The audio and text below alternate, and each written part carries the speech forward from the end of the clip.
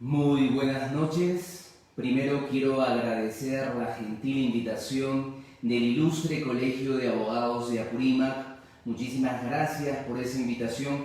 Para mí no solamente es un honor, sino es un placer poder dirigirme a la tierra apurimeña, de cual soy hijo, y poder compartir no solamente con abogados, colegas, estudiantes de Derecho, público en general, información importante y generar debate dentro de estos tiempos de crisis, estos tiempos de pandemia que afectan a todos los peruanos.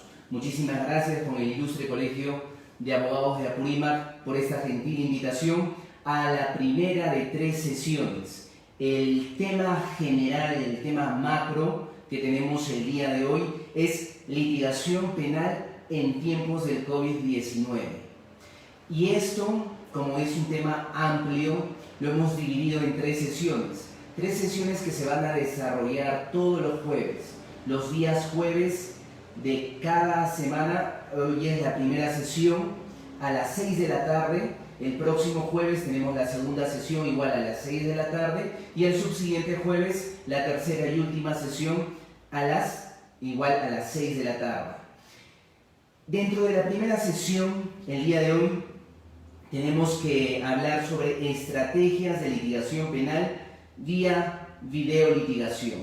¿Cuáles son las estrategias de litigación penal en los tiempos del coronavirus, en los tiempos del COVID? ¿Por qué esta crisis que estamos enfrentando todos los peruanos y el mundo en general es una situación que no va a acabar hoy día? No va a acabar, el presidente de la República levanta el estado de emergencia, no va a terminar.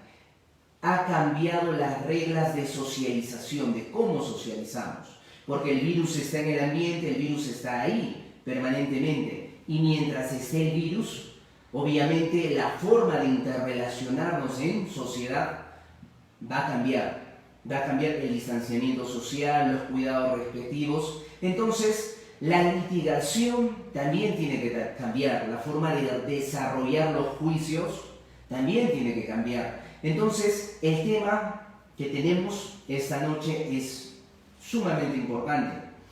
Y la sesión 1 consiste en estrategias de litigación penal vía videolitigación. Para hacer más didáctico esto y podamos entenderlo todos, tenemos que contextualizar. ¿Cómo vamos a contextualizar? Estamos hablando de estrategias de litigación penal. Eso quiere decir que en el mundo del derecho, que es amplísimo, nosotros nos vamos a centrar y nos vamos a ubicar en la rama del derecho penal. Ahí estamos ubicados, en el derecho penal. Y dentro del derecho penal vamos a ver ¿qué cosa? Las estrategias de litigación penal. Eso quiere decir, si estamos hablando de estrategias de litigación penal, que nos estamos ubicando en la parte procesal del derecho penal. Nos estamos ubicando específicamente en el proceso común. Obviamente las estrategias de litigación penal no solamente las utilizamos en el proceso común, lo podemos usar en los procesos especiales o en cualquier tipo de audiencia. Pero para entrar en contexto, entendemos que estamos en el sistema penal, en el sistema procesal penal, dentro del proceso penal, el proceso común. Y dentro de este proceso común, pues nosotros tenemos 3 etapas ya definidas y marcadas, ¿no? Tenemos la investigación preparatoria, luego tenemos la etapa intermedia y luego tenemos la etapa de juicio oral. ¿Y dónde nos estaríamos situando si estamos hablando de estrategias de litigación? Nos estamos situando en la etapa del juicio oral, que es la reina de todas las etapas en este nuevo modelo procesal penal. Entonces, nuestro contexto ya está. Estamos dentro del nuevo modelo procesal penal, dentro del proceso común y en la etapa de juicio oral, que es la etapa estelar del proceso, donde se tienen que utilizar todas las estrategias posibles.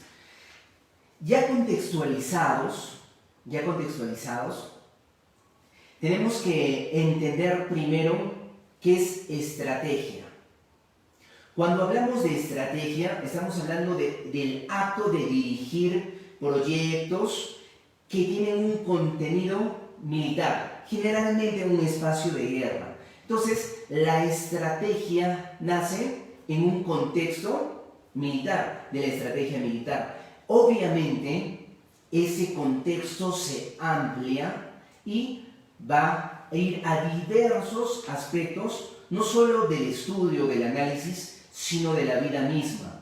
Estrategia vendría a empezar a desarrollarse, así como se desarrolla en el derecho penal, en otras ramas del derecho, en otras carreras profesionales y hasta en la vida misma. Si una persona desarrolla una estrategia, una técnica, una forma de dirigir, una forma de proyectarse, porque eso es lo que es una estrategia, en su vida personal, en su relación de familia, en su relación de pareja, en su vida laboral, obviamente va a obtener resultados óptimos o mejores resultados que realizar la actividad sin ninguna estrategia.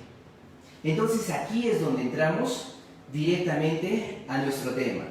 Mi nombre es David Emerson Farfán Zulca-Bomán, soy abogado colegiado por la Universidad Nacional Mayor de San Marcos y también licenciado en Educación por la misma universidad con estudios de maestría en Ciencias Penales y doctorado en Derecho.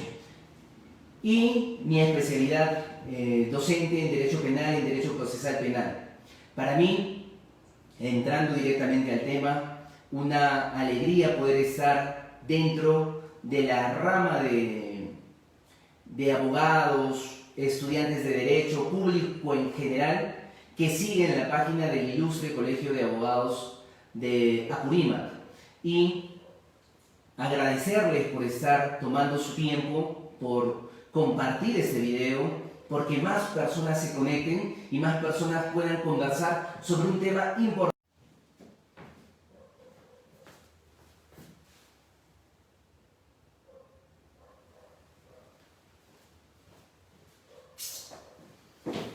Se perdió la conexión, creo, por un breve tiempo. Creo que ya hemos retomado la conexión. Mis disculpas por los problemas técnicos que siempre pasan en transmisiones en vivo. Esto no está grabado, estamos en vivo. Y dentro de toda la plataforma que tenemos, la plataforma que nos brinda el Ilustre Colegio de Abogados de Apurímac, tratamos de que la transmisión salga clara, con buena imagen, con buen sonido y con estas pequeñas breves interrupciones que espero ya no sigan pasando, pero igual las vamos a solucionar. Entonces estamos hablando de estrategia y la importancia de la estrategia no solo para el proceso penal, sino para cualquier rama de la ciencia o para la vida misma. Pero cuando hablamos de estrategias de litigación, tenemos estrategias definidas. Una de las más importantes que la mayoría de los abogados que desarrollan un proceso la aplican es desarrollar adecuadamente la teoría del caso. ¿Es una estrategia? Claro que sí. No es la única estrategia, obviamente. Lo que se pretende hacer en un juicio es lograr un resultado favorable para tu cliente o para la persona, ya seas fiscal, para el Estado, de acuerdo a la posición en la que te encuentres. Entonces, dentro de ese contexto, las estrategias que también son importantes y las vamos a aplicar en la litigación penal que usamos son también las estrategias de persuasión. ¿Por qué las estrategias de persuasión son importantes? Porque nosotros vamos a hablarle a un magistrado y este magistrado obviamente es una persona que conoce del derecho, que conoce la norma y tenemos que aplicar estrategias de persuasión, no de engaño, ojo porque hay una diferencia enorme, sino de persuasión. Y tenemos que aplicar también estrategias de narración. Porque si queremos persuadir a la persona que va a decidir el caso, tenemos que aprender a narrar, tenemos que aprender a contar la historia. Tenemos que utilizar también estrategias de posicionamiento, de desplazamiento. Estamos todavía dentro del proceso antes del COVID. En las audiencias normales en las que nos desarrollábamos los abogados, los fiscales, los jueces, en un tribunal, en una sala.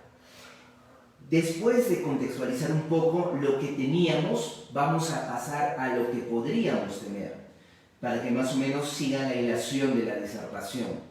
Entonces, dentro de las estrategias que estábamos utilizando en un proceso común, en un proceso normal, estaban la estrategia de la teoría del caso, definir correctamente la teoría del caso, las estrategias de argumentación, las estrategias de persuasión. ¿Por qué? Porque nos vamos a dirigir ¿a quién? A un magistrado, que va a ser la persona que tiene la decisión final de la causa que se está ventilando en juicio. También teníamos que aplicar correctamente las estrategias de los interrogatorios. Interrogatorios a los peritos, interrogatorios a los testigos y los contrainterrogatorios. Estas estrategias eran muy importantes. ¿Por qué? Porque si en el desarrollo del juicio nosotros dejamos sueltos ciertos cabos, esto va a terminar interfiriendo en el objetivo de lograr que el juez vea la parte de la historia que nosotros queremos mostrarle. Porque en un proceso siempre existen distintas posturas, distintas historias. Y el que narra mejor la historia, obviamente con ética, sin estar haciendo cosas fuera de lo correcto, fuera de lo legal, el abogado o el fiscal que narre mejor la historia, esta esté sistematizada, esté organizada, va a lograr influir en la decisión del magistrado. Entonces las estrategias de los interrogatorios también eran muy importantes.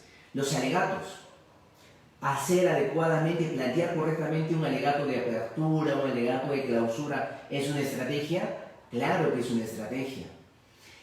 Ahora, dentro de esto, la doctrina, la academia, tiene sus discusiones. Para muchos la teoría del caso no es una estrategia. Muchos dicen que la teoría del caso, inclusive hay posturas que dicen que se plantea antes del juicio oral, otros dicen que se plantea desde el inicio, otros dicen que ni siquiera hay una teoría del caso, solamente hay los alegatos y las argumentaciones respectivas de las partes. Entonces, en derecho siempre las posturas son debatibles, son discutibles, pero son eso, son posturas. Personalmente considero que la teoría del caso, el plantear correctamente una teoría del caso, es una adecuada estrategia. Y la teoría del caso no se plantea, para mí, al inicio del juicio oral. La teoría del caso se plantea desde el inicio del proceso o desde que tú como abogado conoces el proceso. Imagínense, viene un cliente a tu estudio, no viene un cliente a tu despacho. Entonces se siente el cliente y te empieza a narrar los hechos y solicita pues justamente que tú seas su abogado. Y en la entrevista tú haces unas preguntas, otras preguntas, vas contextualizando, tomas nota y se retira el cliente. Desde ese momento, donde tú te sientas y empiezas a plantear tu teoría del caso. ¿Por qué considero yo que desde ese momento empiezas a plantear tu teoría del caso? Fácil. Primero, el cliente te va a narrar los hechos y esos hechos tú los vas a organizar. Entonces aquí estás cumpliendo el elemento fáctico de la teoría del caso. Esos hechos los organizas, los ponderas y les das la debida importancia. Y tú como profesional del derecho, de esos hechos que te narra el ciudadano o el cliente, tú vas a hacer que estos hechos calcen en un tipo o varios tipos penales. Entonces hace la función jurídica. Entonces ahí cumples el elemento normativo de la teoría del caso. Y este mismo cliente, cuando se comunica contigo, te va a plantear diversas situaciones y te va traer documentación o medios probatorios. Te va a decir, señor abogado, tengo esto, tengo estos escritos, tengo esta fotografía, tengo este video, tengo estos testigos. Y tú vas a empezar a organizar esos medios probatorios. Entonces ahí tienes el tercer elemento, el elemento probatorio. Es por eso que yo considero que la teoría del caso no se plantea cuando vas a iniciar el juicio oral, sino se plantea desde que tomas conocimiento de un caso. Lo mismo pasa para un representante del Ministerio Público, lo mismo pasa para un actor civil. Entonces ahí radica la importancia de plantear adecuadamente la teoría del caso. Y otra estrategia que nos ayuda a plantear adecuadamente nuestra teoría del caso, cumpliendo los elementos fácticos, jurídicos, probatorios, es el famoso FODA, las fortalezas, oportunidades, debilidades y amenazas de tu cliente, de tu persona como abogado, del fiscal, del magistrado o los magistrados si es un tribunal. ¿Por qué es importante? Porque te permite contextualizar el espacio en el que se va a desarrollar el proceso y te ayuda a identificar correctamente a los actores de este proceso. Entonces, si tenemos que esta serie de estrategias nosotros la aplicábamos en los procesos comunes y corrientes, en las audiencias de juicio oral, de prisión preventiva, etc., ¿cómo vamos a aplicar cómo pasamos de estas estrategias a la videolitigación o al litigio virtual? ¿Cómo vamos a usar estas estrategias ya no de la forma en la que veníamos litigando, sino en una videolitigación o en un litigio virtual? Ahí entramos al tema de esta noche. Entonces, ¿qué es lo que necesitamos nosotros para hacer correctamente la extrapolación y lograr incorporar estas estrategias a una videolitigación? Lo primero que tenemos que hacer, como siempre, es contextualizarnos. Contextualizar cómo sería nuestro país en un marco de un litigio virtual, no solo en el ámbito penal, porque no solo es el ámbito penal, tenemos el ámbito civil, el ámbito laboral, el ámbito familiar. Entonces todas las ramas del derecho ya no van a poder funcionar como venían funcionando. ¿Y qué tienen que hacer? Tienen que adaptarse a una videolitigación o a un litigio virtual. La pregunta es, ¿nuestro país está preparado para que se desarrolle un litigio virtual? Esa es la pregunta. No sé si ustedes recuerdan el discurso que pronunció el presidente del Poder Judicial, el doctor José Luis Lecaros, a quien le mando un cordial saludo, un excelente magistrado, al inicio de años, en enero del 2020, cuando se reúnen todos los presidentes de las Cortes de Justicia del Perú. Ahí el presidente del Poder Judicial, el doctor Lecaros, en su discurso mencionó dos situaciones importantes. La primera es que en 5 años el Poder Judicial iba a estar listo para tener una plataforma digital que sirva para todos los actores procesales y utilizar el expediente judicial electrónico de manera efectiva. Eso fue en enero de este año, en enero de 2020, frente a todos los presidentes de las Cortes Superiores del Perú. ¿Fue un discurso interesante? Claro que sí. Fue una propuesta ambiciosa de que en 5 años tengamos una plataforma digital que sirva para todas las partes y el expediente judicial electrónico sea de uso real y masivo en todas las cortes a nivel nacional. Pero, ¿quién iba a imaginar pues en enero del 2020 que en marzo íbamos a entrar en un estado de emergencia tras una pandemia mundial que iba a cambiar las reglas de juego en el país y en el mundo? Esto es sumamente importante. ¿Por qué? Porque si bien es cierto, había ya todo un proyecto ambicioso para lograr pasar de una plataforma anacrónica a una plataforma virtual. Había toda esa intención y había un plan, ¿no? Había una estrategia. Y esa estrategia se tenía que desarrollar con el tiempo y en 5 años teníamos que observar los frutos de esa estrategia del Poder Judicial. Pero las cosas cambiaron. Ahora, en 1 mes o 2 meses o 3 meses, el Poder Judicial va a poder entablar una plataforma digital que sea eficaz para el desarrollo de los procesos. Ahí está el interrogante. Pero eso no es lo más complicado, o eso no es lo peor. Para entender siempre cómo funciona el derecho, nosotros tenemos que contextualizar, tenemos que entender nuestro espacio. Y si contextualizamos la realidad del Perú, tenemos que ver las condiciones en las que está funcionando nuestra sociedad actual, porque ese reflejo va a desarrollarse ¿en qué? En el proceso. En los procesos. Entonces, ¿cómo está nuestro país actualmente?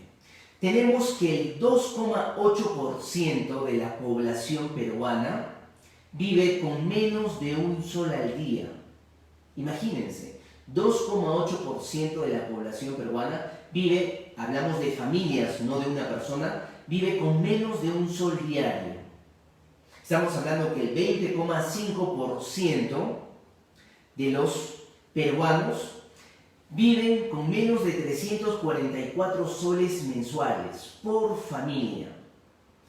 El 20,5% equivale o representa aproximadamente 6,4 millones de peruanos. 6,4 millones de peruanos que están en pobreza y pobreza extrema. En pobreza extrema. Ahora, el 64% de la población peruana está en una condición de pobreza. 64% de la población peruana. ¿Esto qué quiere decir? Que estas estadísticas de la realidad van a afectar también a los abogados. Van a afectar a todo el sistema, porque el país, el Perú es un sistema integrado, no es un sistema aislado, es integrado. Entonces, si tenemos una realidad así tan diferenciada, si tenemos un país donde existe pues, una segregación de clase de pobres estratificados en 5 niveles de pobreza dentro de nuestro país, entonces eso mismo se va a reflejar en los abogados. ¿Qué quiere decir? Van a haber abogados que tienen pues, suficientes recursos, que pueden contar con la tecnología adecuada, un celular adecuado, una computadora adecuada, una banda ancha de internet adecuada, una oficina adecuada que les permita afrontar esta videolitigación de manera exitosa, sin ningún problema. Pero van a haber también ciudadanos y abogados que no cuenten con esas condiciones.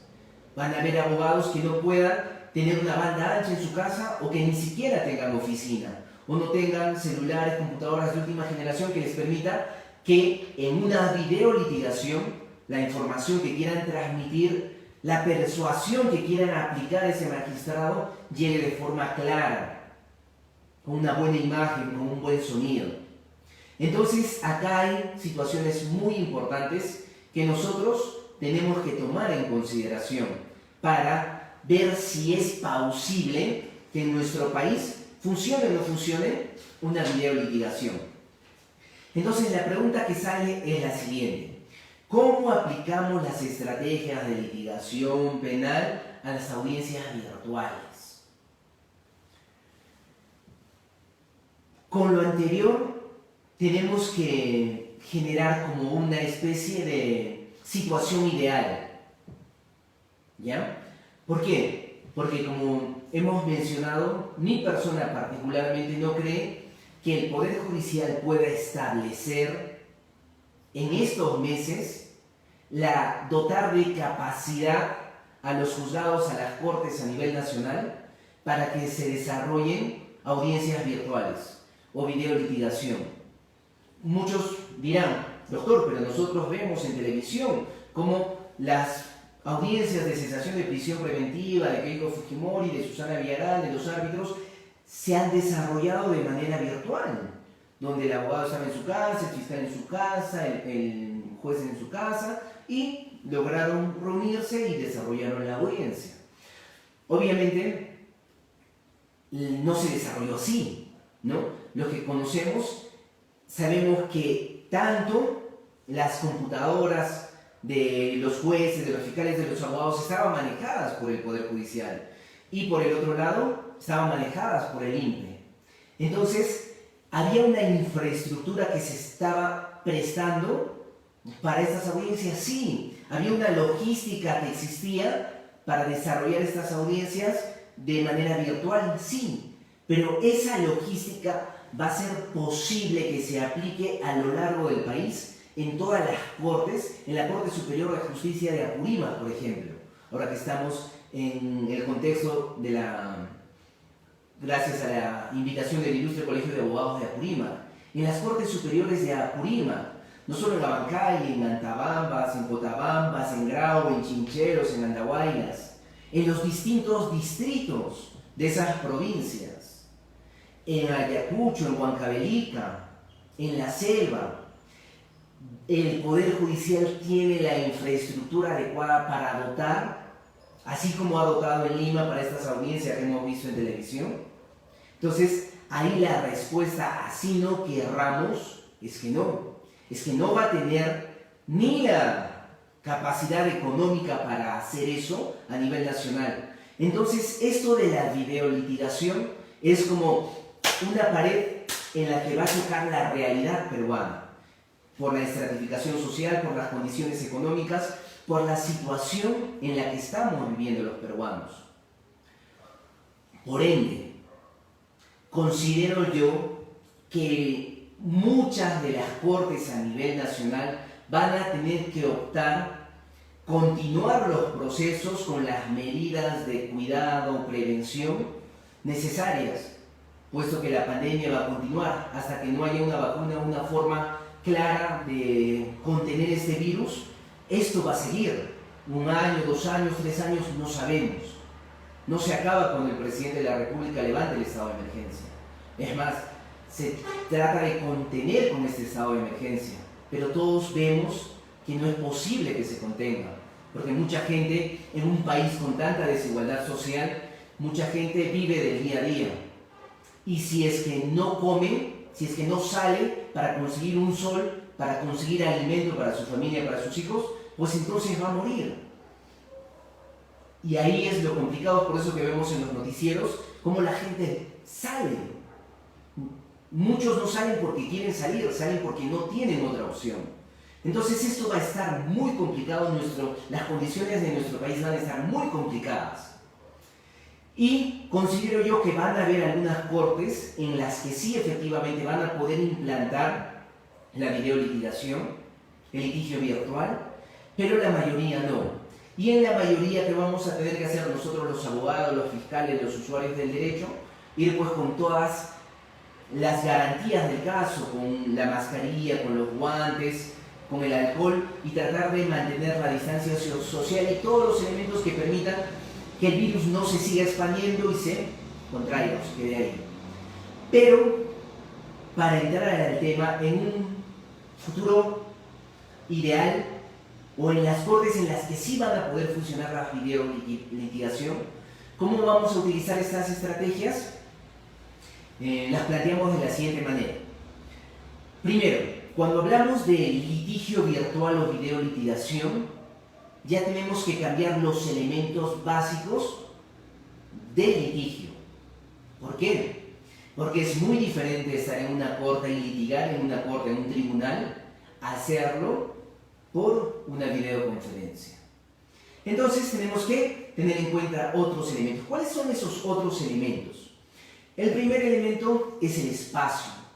Tenemos que contar con un espacio adecuado. Este espacio adecuado nos tiene que permitir 3 elementos principales. Uno, que sea un espacio cerrado, donde no tengamos las interrupciones de fuera o las interrupciones del contexto, para que nuestra información fluya, tiene que ser un espacio correctamente iluminado. ¿Para qué? Para que se pueda captar correctamente la imagen, y tiene que ser un espacio tranquilo, donde no tengamos interrupciones. Entonces podría ser tu oficina, en la que implementas un espacio, adecuas el espacio y podrías desde ahí realizar el litigio virtual. Podría ser en tu casa, pero tendrías que encontrar un espacio en la casa que se encuentre pues aislado, separado y no tenga las interrupciones, lo que es un poco complicado, más si tienes familia, si tienes niños, hijos menores, que siempre por su naturaleza van a querer expresarse y hacer ruido. Entonces el espacio es uno de los elementos más importantes que tenemos que tomar en cuenta dentro de las estrategias de litigio virtual o videolitigación. Primer elemento, el espacio. Segundo elemento van a ser los medios logísticos con los que tienes que contar. Estos medios logísticos que van a incluir una buena señal de internet para que no se caiga la señal, un buen equipo celular o una buena laptop donde puedas tener una buena imagen, un buen sonido y puedas incursionar con éxito en las audiencias virtuales. La logística es muy importante en este tema de la videolitigación. El tercer elemento que tenemos que tener como estrategia de litigio virtual es el contraste. ¿A qué nos referimos con el contraste?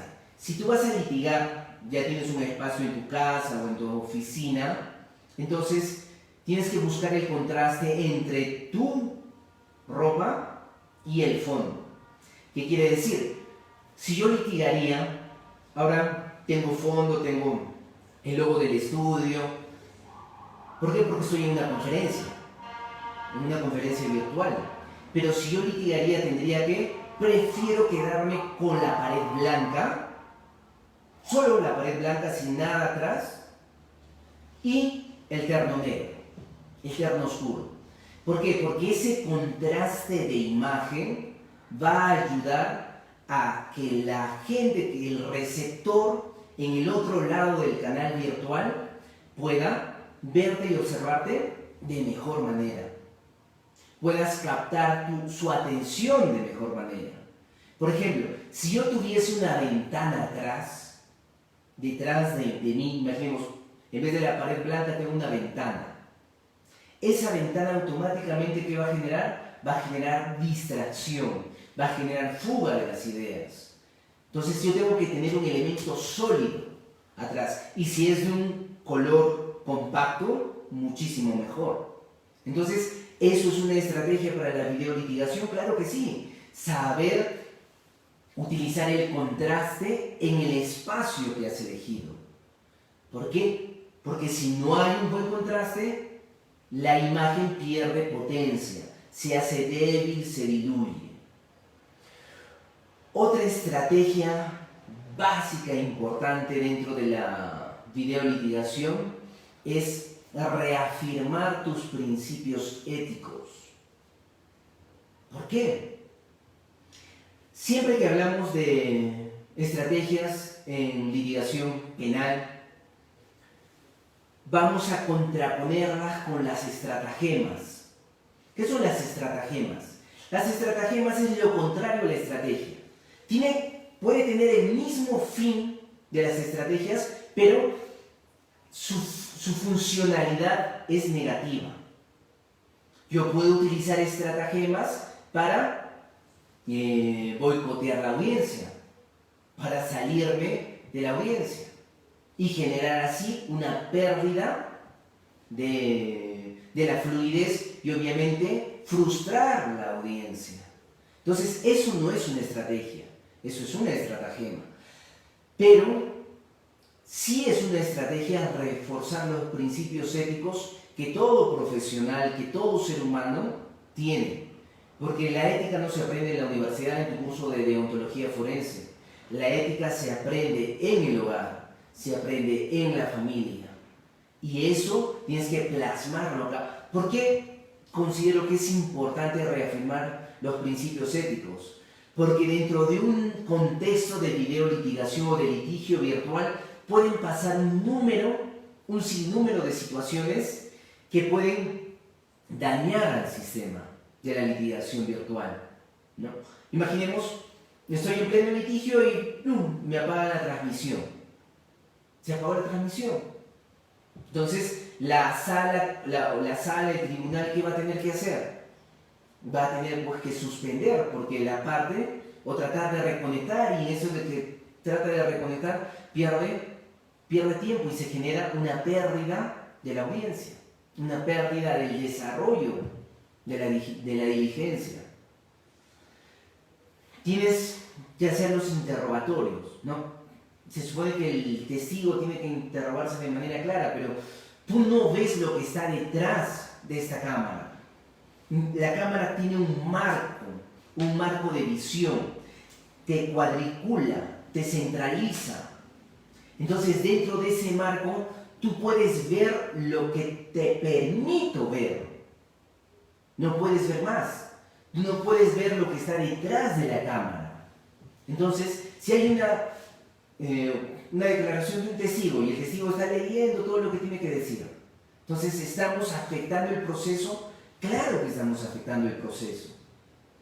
Entonces, en la videolitigación pueden aparecer estratagemas que dañen el proceso. Va a haber una audiencia, entonces contratas a un hacker que dañe el sistema del Poder Judicial y no se pueda integrar o completar la audiencia. No se puede iniciar la audiencia porque se dañó el sistema ahí.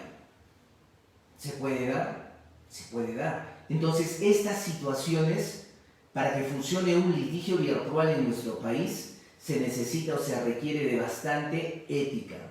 Nuestros principios éticos que vienen de nuestra familia tienen que ser reafirmados y se tienen que ponderar, se tienen que incrementar para que pueda funcionar una videolitigación, para que pueda funcionar un litigio virtual, para que pueda funcionar el sistema sin necesidad de actos presenciales. Entonces es sumamente importante la ética. Ahora, tenemos en nuestro país una situación complicada. ¿Qué tenemos que hacer? Estos conversatorios que organizan distintas instituciones, y es por eso que vuelvo a felicitar al Ilustre Colegio de Abogados de Apurímac por hacer estos conversatorios, porque esto es un esfuerzo, implica un esfuerzo de todos ellos, que ayudan a que la sociedad pueda informarse de diversos temas y puedan aplicar eso en la realidad. Porque para salir de ese problema que está viviendo nuestro país, lo tenemos que hacer todos los peruanos. Mientras más peruanos se unen para lograr salir de esta crisis, va a ser más exitoso para todos nosotros.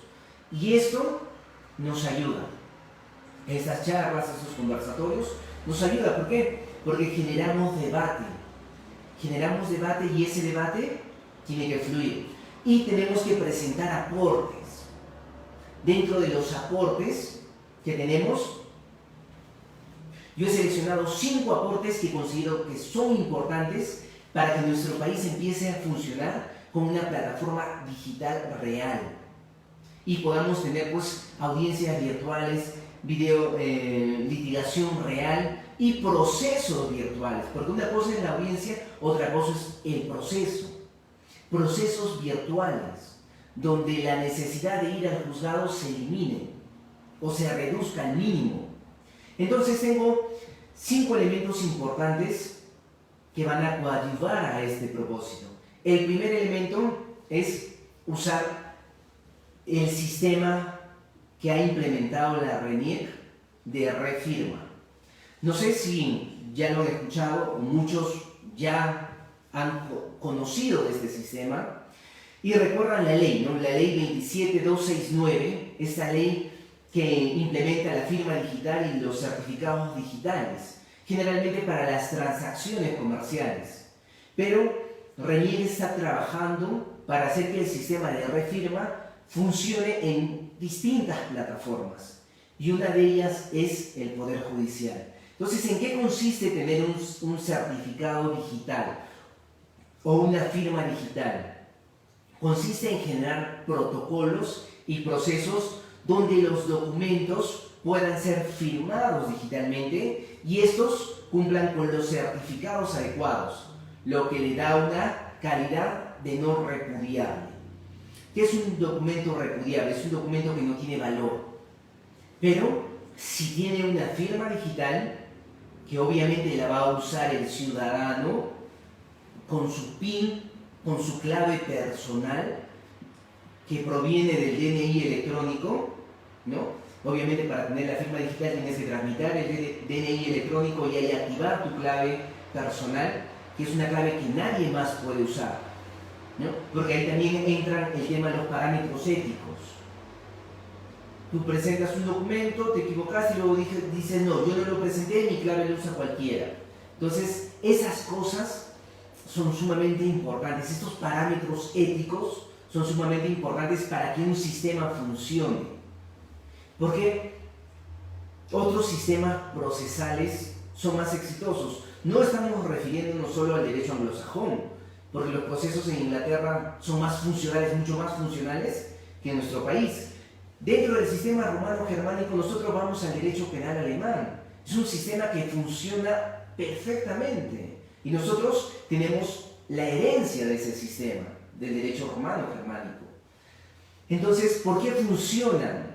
Porque existe dentro de los abogados, los ciudadanos, dentro del país, un respeto a la norma, un respeto a la ley. Y cuando existe ese respeto a la norma, sí funcionan las cosas. Entonces, un primer paso de solución, una primera alternativa de solución, es difundir el uso de esta firma digital, pero el uso ético de la firma digital.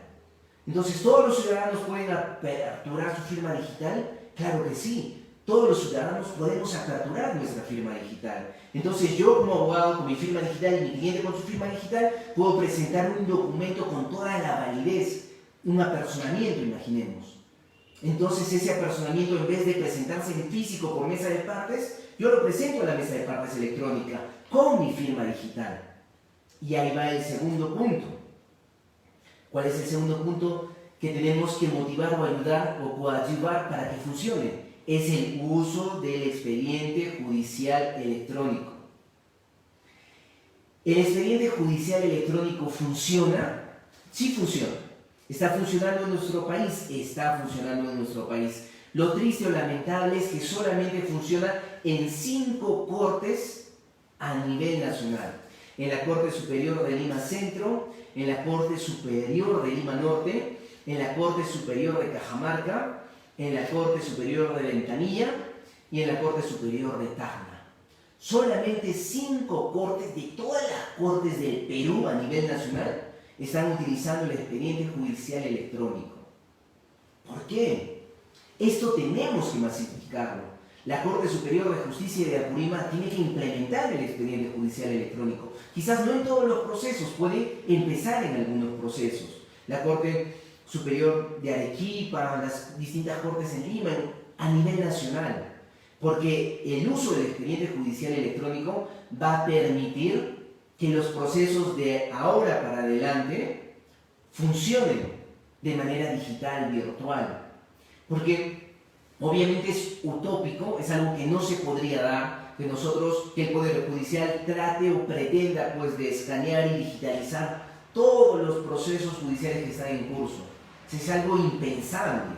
El Poder Judicial está colapsado y con eso pues ya colapsaría, ¿no? Tendríamos ahí a los secretarios, a los auxiliares jurisdiccionales con un estado de coma. No hay forma. Pero lo que sí se puede hacer es, de aquí para adelante, empezar a utilizar el expediente judicial electrónico. Entonces, ya tenemos 2 elementos. 1, la firma digital. 2, el expediente judicial electrónico. ¿Qué más va a contribuir para que nuestro sistema de justicia funcione bien? La mesa de partes electrónica. utilizar la mesa de partes electrónica. ¿Ven cómo se concatenan todos estos elementos? Si nosotros como abogados sacamos nuestra firma digital, empezamos o exigimos que se usen los expedientes electrónicos y que se habiliten las mesas de partes electrónicas, entonces ya estamos haciendo que este sistema digital, que el doctor Lecaros lo dijo en enero de este año en su inauguración, que tenía que funcionar en el 2000, de acá 5 años, entonces ya hacemos que funcione, empieza a funcionar. ¿Cuál es otra idea u otro aporte que podemos tener? Es propiciar que se impulsen áreas de apoyo técnico. Áreas de apoyo técnico en el Poder Judicial, áreas de apoyo técnico en la Fiscalía, en el Ministerio de Justicia, en las municipalidades, en los gobiernos regionales. Nosotros ahorita estamos hablando ¿de qué? Estamos hablando solamente del Poder Judicial y las instituciones que se relacionan. Pero todo esto puede funcionar en distintos organismos del Estado. Y no es una ficción. Cuando estuve en Inglaterra, tuve la oportunidad de asistir a una audiencia ahí en las cortes inglesas. Y tú te quedas admirado de cómo funciona su sistema. Cuando estuve en Alemania, lo mismo. Entonces, dos sistemas completamente diferentes, pero eficaces. ¿Por qué son eficaces? Uno, por la ética ciudadana, el respeto a la norma, y otro porque empiezan a agilizar los procesos. Se agilizan los procesos, y esto de agilizar los procesos, una forma es virtualizando estos procesos. Entonces, se tienen que crear áreas de apoyo técnico. Estas áreas de apoyo técnico van a contribuir a que se establezcan estas plataformas. Y con estas plataformas empieza a funcionar. ¿No? Empieza a funcionar la firma digital, empieza a funcionar el expediente judicial electrónico, empieza a funcionar la mesa de partes electrónica. Porque si no tenemos el apoyo técnico, nosotros somos abogados. Los que trabajan en el Poder Judicial, en Fiscalía, en el Ministerio de Justicia, son abogados, estudiantes de Derecho en su mayoría. Entonces no vamos a establecer estas plataformas, pero las áreas de apoyo técnico sí, son ingenieros electrónicos, ingenieros de sistema, ingenieros informáticos, ingenieros estadísticos, que sí van a ayudar a que funcionen de manera correcta estos sistemas y se logre digitalizar todo esto. Quinto y último punto, la capacitación. La capacitación es sumamente importante. Capacitación a jueces, capacitación a fiscales, capacitación a abogados, capacitación a público en general para el uso de estas plataformas y que no rechacen estas plataformas. Muchos abogados, muchos jueces, muchos fiscales rechazan el cambio tecnológico porque no lo entienden o porque tienen miedo a entenderlo. Entonces, ¿ahí qué se produce? Se produce un corte. ¿Un corte de qué? Un corte del proceso, un corte del avance. Entonces, la capacitación va a permitir que estas personas no rechacen la tecnología o la nueva implementación de estas plataformas digitales. Muchas veces nosotros, los abogados, litigantes que estamos en la calle, tenemos que trabajar día a día, tenemos que autocapacitarnos. Y eventos así importantes como los que desarrolla el Colegio de Abogados de Apurímac ayudan a eso, contribuyen a la capacitación. Entonces, dentro de ese contexto, sí podemos empezar a pensar en que nuestro país sí podría plantear un sistema digital, una plataforma digital en la que se desarrollen todas las partes del proceso de manera eficaz, de manera efectiva. Pero no es que tenga que hacerlo el Poder Judicial o el Presidente de la República, es con la contribución de todos los ciudadanos. Si los ciudadanos difundimos la información y sabemos, oye, mira, ¿sabías tú que como ciudadano puedes sacar tu firma digital ahora actualmente? Y eso te puede servir para transacciones en una notaría, transacciones en los bancos, transacciones en el Poder Judicial. Empecemos a usar los ciudadanos No esperemos que el Estado obligue al uso de esas plataformas virtuales. Nosotros como abogados empecemos a utilizar las plataformas electrónicas. Entonces, empecemos a usar la mesa de partes electrónica. Capacitémonos nosotros mismos. Ayudemos a que se creen áreas de apoyo técnico.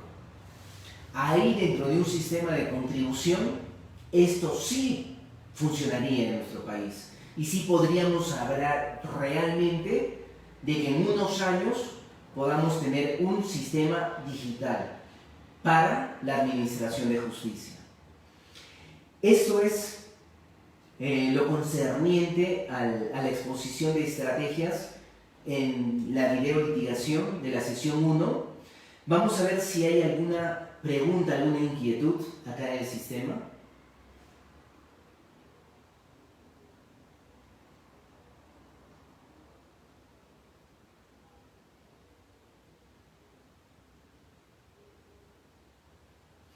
Tenemos dos comentarios, gracias Rogelio Chambi Luna y Jesús Antero. Es muy interesante los temas y los expositores. Muchísimas gracias por esos comentarios. Y este tema de la videolitigación tiene para conversar mucho, pero tiene para accionar más. Para que pueda funcionar en nuestro sistema, nosotros los ciudadanos tenemos que hacer que funcione.